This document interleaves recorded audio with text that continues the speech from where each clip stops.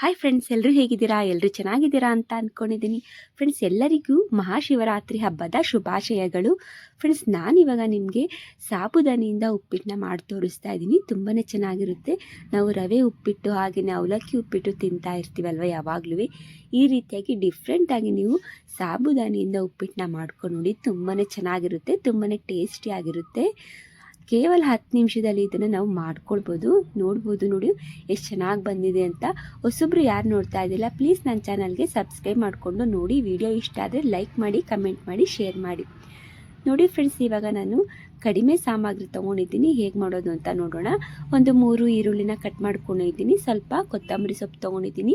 ಹಾಗೆಯೇ ಒಂದು 3 ಹಸಿಮೆಣ್ಸಿಕಾಯಿನ ಅಂದರೆ ಕೆಂಪು ಮೆಣ್ಸಿಕಾಯಿ ಹಚ್ಕೊಂಡಿದ್ದೀನಿ. ಸ್ವಲ್ಪ ಕರಿಬೇವಿನ ಸೊಪ್ಪು, ಒಂದು ಟೊಮೆಟೊ ಹಣ್ಣನ್ನ ತೊಗೊಂಡಿದ್ದೀನಿ. ಇದಿಷ್ಟನ್ನ ತಗೊಂಡಿದ್ದೀನಿ ನಾನು. ಈಗ ನೋಡಿ, ನಾನು ಸಾಬುದಾನಿನ ನೆನೆಸಿ ಇಟ್ಕೊಂಡಿದ್ದೆ. ರಾತ್ರಿಯೇ ನೀರಿಗೆ ಹಾಕ್ಕೊಂಡು ಬಸ್ಕೊಂಡು ನೋಡಿ ಈ ರೀತಿಯಾಗಿ ಹರಳಕ್ಕೆ ಇಟ್ಕೊಂಡಿದ್ದೀನಿ. ತುಂಬಾ ಚೆನ್ನಾಗಿ ಹರಳ್ಕೊಂಡಿದೆ. ಇದು ಈ ರೀತಿಯಾಗಿ ಹರಳ್ಕೊಳ್ಬೇಕು. ನಂತರ ಈಗ ನಾನು ಗ್ಯಾಸ್ ಮೇಲೆ ನೋಡಿ ಒಂದು ಬಾಣಲಿಗೆ ಎಣ್ಣೆ ಹಾಕ್ಕೊಂಡು ಬಿಸಿ ಮಾಡೋಕ್ಕೆ ಇಟ್ಕೊಂಡಿದ್ದೀನಿ. ಎಣ್ಣೆನೂ ಕಾದಿದೆ, ಸಾಸಿವೆನೂ ಹಾಕ್ಕೊಂಡಿದ್ದೀನಿ. ಸಾಸಿವೆ ನೋಡಿ ಚಟಪಟ ಅಂತ ಇದೆ.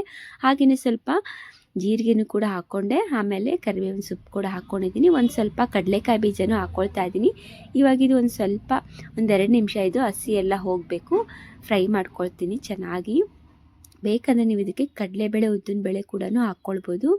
ಇವಾಗ ನೋಡಿ 1-2 ನಿಮಿಷ ಬಿಟ್ಕೊಂಡಿದ್ದೆ. ಇವಾಗ ಇದಕ್ಕೆ ನಾನು ಈರುಳ್ಳಿನ ಸೇರಿಸ್ಕೊಳ್ತೀನಿ. ಒಂದು 10 ನಿಮಿಷದಲ್ಲಿ ನೀವು ಈ ರೀತಿಯಾಗಿ ಒಗ್ಗರಣೆನ ಮಾಡ್ಕೊಳ್ಬೋದು. ಹಾಗೆಯೇ ರಾತ್ರಿ ನೀವು ನೆನೆಸ್ಕೊಳ್ಬೇಕು, ತುಂಬಾ ಚೆನ್ನಾಗಿರುತ್ತೆ. ಸಾಬುದಾನಿನ ನೋಡ್ತಾ ಇದ್ದಲ್ಲ, ಈಗ ಈರುಳ್ಳಿನ ಕೂಡ ನಾನು ಹಾಕ್ಕೊಂಡಿದ್ದೀನಿ. ಈಗ ಚೆನ್ನಾಗಿ ಇದನ್ನು ಹಸಿ ವಾಸನೆ ಹೋಗೋ ತನಕ ನಾನು ಫ್ರೈ ಮಾಡ್ಕೊಳ್ತೀನಿ ಎಣ್ಣೆ ಒಳಗೇ. ತುಂಬ ಚೆನ್ನಾಗಿದ್ದು ಹಸಿ ವಾಸನೆ ಹೋಗಬೇಕು, ಹಾಗಾದರೆ ಚೆನ್ನಾಗಾಗುತ್ತೆ ಇದು. ನೋಡಿ, ಇನ್ನೂ ಹಸಿ ವಾಸನೆ ಇದೆ. ಇನ್ನೂ 1-2 ನಿಮಿಷ ನಾನು ಎಣ್ಣೆ ಒಳಗೇ ಈಗ ಬೇಯಿಸ್ಕೊಳ್ತೀನಿ. ನೋಡ್ತಾ ಇದ್ದೀರಲ್ಲ ಫ್ರೆಂಡ್ಸ್, ಈಗ ನಾನು ನೋಡಿ ಈ ರೀತಿಯಾಗಿ ಕಲರ್ ಚೇಂಜ್ ಆಗಿದೆಯಲ್ಲ, ಈ ರೀತಿಯಾಗಿ ನಾವು ಫ್ರೈ ಮಾಡ್ಕೊಳ್ಬೇಕಾಗುತ್ತೆ ಎಣ್ಣೆ ಒಳಗೇ. ಇಷ್ಟ ಆದರೆ ನಮಗೆ ಸಾಕು. ಇವಾಗ ಇದಕ್ಕೆ ನಾನು ಟೊಮೆಟೊ ಹಣ್ಣಿನ ಒಂದು ಕಟ್ ಮಾಡ್ಕೊಂಡಿದ್ದೀನಿ. ಅದನ್ನು ಕೂಡ ಈಗ ಸೇರಿಸ್ಕೊಂಡು ಅದನ್ನು ಚೆನ್ನಾಗಿ ಈಗ ನಾನು ಫ್ರೈ ಮಾಡ್ಕೊಳ್ತೀನಿ ಎಣ್ಣೆ ಒಳಗೇ. ನೋಡಿ ಈ ರೀತಿಯಾಗಿ ಫ್ರೈ ಮಾಡ್ಕೊಳ್ಬೇಕಾಗುತ್ತೆ. ನಾವೆಲ್ಲ ಹಸಿ ಆಗಲೇ ನಾವು ಒಂದ್ರ ಮೇಲೆ ಹಾಕ್ಕೊಂಡು ಹಸಿ ಆಗಿಬಿಡುತ್ತೆ. ಅದಕ್ಕೋಸ್ಕರ ಪೂರ್ತಿಯಾಗಿ ಚೆನ್ನಾಗಿ ಅದು ಫ್ರೈ ಆಗಬೇಕು. ನೋಡ್ತಾ ಇದ್ದಿಲ್ಲ, ಈ ರೀತಿಯಾಗಿ ನಾನು ಹಾಕ್ಕೊಂಡ ನಂತರ ಈಗ ಮೆಣಸಿನ್ಕಾಯಿ ಕೂಡ ನಾನು ಸೇರಿಸ್ಕೊಳ್ತೀನಿ. ಇವಾಗ ನೋಡಿ, ಇದು ನಾನು 2-3 ಹಸಿಮೆಣ್ಸಿನ್ಕಾಯಿನ ತೊಗೊಂಡಿದ್ದೀನಿ. ಅದನ್ನು ಕೂಡ ಈಗ ಫ್ರೈ ಮಾಡ್ಕೊಳ್ಳೋಣ ಎಣ್ಣೆ ಒಳಗೇ. ತುಂಬಾ ಬೇಗ ಆಗೋಗುತ್ತೆ ಫ್ರೆಂಡ್ಸ್. ಇದು ಒಂದ್ಸಲ ನೀವು ಟ್ರೈ ಮಾಡಿ ನೋಡಿ, ತುಂಬ ಚೆನ್ನಾಗಾಗುತ್ತೆ. ತುಂಬ ರುಚಿಯಾಗೂ ಕೂಡ ಇರುತ್ತೆ ಇದು ಸಾಬುದಾನಿ. ನೋಡ್ತಾ ಇದ್ದಿಲ್ಲ, ಈಗ ಸ್ವಲ್ಪ ನಾನು ಇದಕ್ಕೆ ಅರಿಶಿಣ ಪುಡಿನ ಸೇರಿಸ್ಕೊಳ್ತೀನಿ. ಅರಿಶಿಣ ಪುಡಿ ಮತ್ತು ಸ್ವಲ್ಪ ಉಪ್ಪನ್ನ ಇವಾಗ ನೋಡ್ಕೊಂಡು ಹಾಕ್ಕೊಳ್ಳೋಣ. ಈಗ ಒಂದ್ಸಲಿ ಚೆನ್ನಾಗಿ ಮಿಕ್ಸ್ ಮಾಡ್ಕೊಳ್ತೀನಿ. ನೋಡಿ, ಈಗ ಮಿಕ್ಸ್ ಮಾಡ್ಕೊಂಡ ನಂತರ ಈಗ ಉಪ್ಪನ್ನು ಕೂಡ ನಾನು ಸೇರಿಸ್ಕೊಳ್ತೀನಿ. ಇವಾಗ ನೋಡಿಕೊಂಡು ಉಪ್ಪನ್ನ ಹಾಕ್ಕೊಳ್ಳೋಣ. ನೋಡಿ, ರುಚಿಗೆ ತಕ್ಕಷ್ಟು ಉಪ್ಪನ್ನ ಹಾಕ್ಕೊಳ್ತಾ ಇದ್ದೀನಿ. ಇದನ್ನು ಕೂಡ ಈಗ ಚೆನ್ನಾಗಿ ನಾನು ಫ್ರೈ ಮಾಡ್ಕೊಳ್ತೀನಿ ಎಣ್ಣೆ ಒಳಗೇ. ಅಂದರೆ ಇದೆಲ್ಲ ಈರುಳ್ಳಿ, ಟೊಮೆಟೊ ಹಣ್ಣು ಎಲ್ಲ ಉಪ್ಪೆಲ್ಲ ಇಟ್ಕೊಳ್ಬೇಕು. ಅದಕ್ಕೋಸ್ಕರ ನೋಡಿ ಈ ರೀತಿಯಾಗಿ ನಾನು ಮಿಕ್ಸ್ ಮಾಡ್ಕೊಳ್ತೀನಿ. 1-2 ನಿಮಿಷ ಎಣ್ಣೆಯಲ್ಲಿ ಈಗ ಮಿಕ್ಸ್ ಮಾಡ್ಕೊಳ್ಳೋಣ. ನೋಡಿ, ಇನ್ನೇನದು ಫ್ರೈ ಆಗ್ತಿದೆ, ಅಂದರೆ ಒಗ್ಗರಣೆ ಎಲ್ಲ ರೆಡಿ ಆಗ್ತಾ ಬರ್ತಾ ಇದೆ. ಅರಿಶಿಣ ಪುಡಿ, ಉಪ್ಪಲ್ಲಿ ಸ್ವಲ್ಪ ನಾವು ಫ್ರೈ ಮಾಡ್ಕೊಳ್ಬೇಕಾಗುತ್ತೆ. ನೋಡ್ತಾ ಇದ್ದೀರಲ್ಲ, ಇಷ್ಟ ಆದರೆ ನಮಗೆ ಸಾಕು ಫ್ರೆಂಡ್ಸ್. ಈಗ ಅರಿಶಿಣ ಪುಡಿ, ಉಪ್ಪಲ್ಲಿ ಚೆನ್ನಾಗಿ ಇದು ಫ್ರೈ ಮಾಡ್ಕೊಂಡಿದೆ. ನೋಡಿ, ಇಷ್ಟೇ ಇದು ಒಗ್ಗರಣೆ ಮಾಡ್ಕೊಂಡಿದ್ದೀನಿ. ಸ್ವಲ್ಪ ನಾನು ಒಗ್ಗರಣೆನ ತೆಗೆದಿಟ್ಕೊಂಡಿದ್ದೀನಿ. ಈಗ ನಾನು ಒಂದು ಸ್ವಲ್ಪ ಅಷ್ಟೇ ನಾನು ಸಾಬುದಾನಿನ ಇದಕ್ಕೆ ಸೇರಿಸ್ಕೊಂಡು ಕಲಿಸ್ಕೊಳ್ಬೇಕಲ್ಲ, ಅದಕ್ಕೋಸ್ಕರ ನಾನು ಸ್ವಲ್ಪ ತೆಕ್ಕೊಂಡು ಹಾಗೆಯೇ ಬಾಣಲೆಯಲ್ಲಿ ಇಟ್ಕೊಂಡಿದ್ದೀನಿ.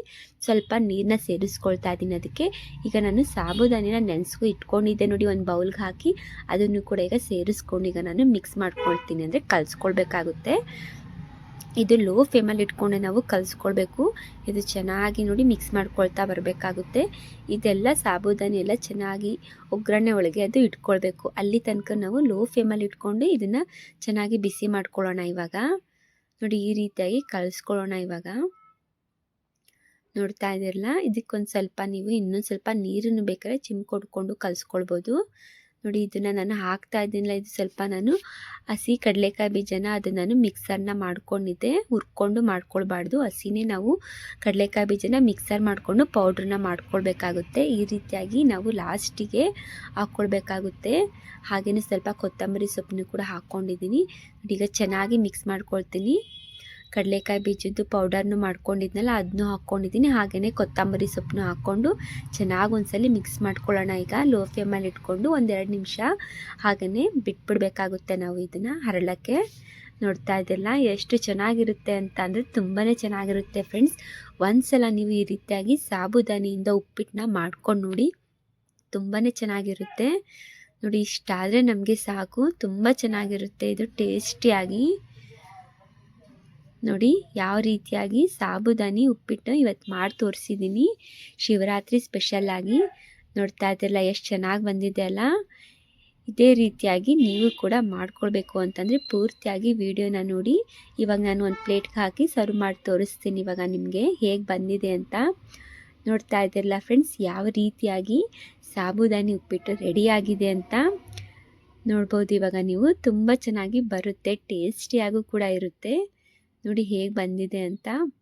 ಒಂದ್ಸಲ ಈ ವಿಧಾನದಲ್ಲಿ ನೀವು ಮಾಡ್ಕೊಂಡು ನೋಡಿ, ತುಂಬಾ ಚೆನ್ನಾಗಿ ಬರುತ್ತೆ, ತುಂಬಾ ಟೇಸ್ಟಿಯಾಗಿರುತ್ತೆ. ಇವತ್ತಿನ ವಿಡಿಯೋ ನಿಮಗೆ ಇಷ್ಟ ಆಗಿದರೆ ಈ ಶಿವರಾತ್ರಿ ಸ್ಪೆಷಲ್ಲಾಗಿ ನಾನು ಮಾಡಿ ತೋರಿಸಿದ್ದೀನಿ ಸಾಬುದಾನಿ ಉಪ್ಪಿಟ್ಟನ್ನ. ಈ ವಿಡಿಯೋ ಇಷ್ಟ ಆದರೆ ಲೈಕ್ ಮಾಡಿ. Thank you for the watching. Okay, bye bye.